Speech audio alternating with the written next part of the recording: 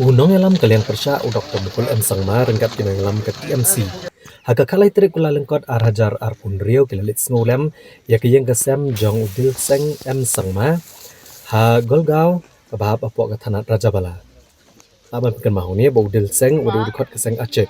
Bot ukpajik sangut kikun ula klan no adien ula syak tombor gibil bamla aban itu men haka kendai terik kula lengkot arhajar arpundrio. U Dr. Mukul Sangma ula penra me kejing singap jar jang sarkar halor gi kam bian ki baja ka ne kathan bo ula dawa ba sarkar ka ben kam mardori ki bedon benta ka ne kam bat bandawa ban khang mardori ki jakati mau bian bat ben penkhlan ni kejing pahara ki pulet la ban gro hang ne ba halok ne kejing ja ki pulet ka West Garo Hills ki lio ban kam ya laingut ki basu badon keti hak ne kam Pyniap. U Deputy Commissioner ula thawi ka Peace Committee ban penne ka shongsan ba ka jingi tli apre ki ben riau hak ne kathan. What must be the circumstances pertaining to that particular incident is something which I am yet to be really be equipped with, because I must be sure of the inputs that I'm receiving. But one thing I will tell you. See, this is also another thing. What has led to this kind of situation?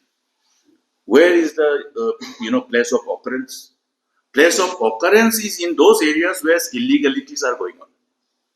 You know what illegalities? Have you heard about that? Illegal stone quarry. So this government is the author of all illegal activities that is happening across the state. That's why the MRSSA is not implemented.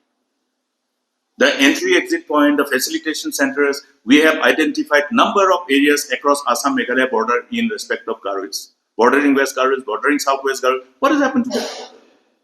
Now, every activity, whether it is illegal quarrying and then transportation of illegal mined minerals, everything would have been under strict vigilance for the authorities. The authorities could have taken cognizance of every attempt to engage in any illegalities at the cost, at the interest of the state. Now, if illegal activities are going on and that illegal activities pertaining to illegal mining of minor minerals, how it is flourishing there? How it is flourishing there in the first instance? Therefore, what I have heard is that because illegalities were going on, we have to know whether the members of the NGOs have gone to stop it, close it, or something else. We have to know. Now, in absence of correct information, that's why I'm saying I do not know exactly what has happened, leading to that particular unfortunate incident. I condole the loss of precious life, and I pray for the speedy recovery of those injured.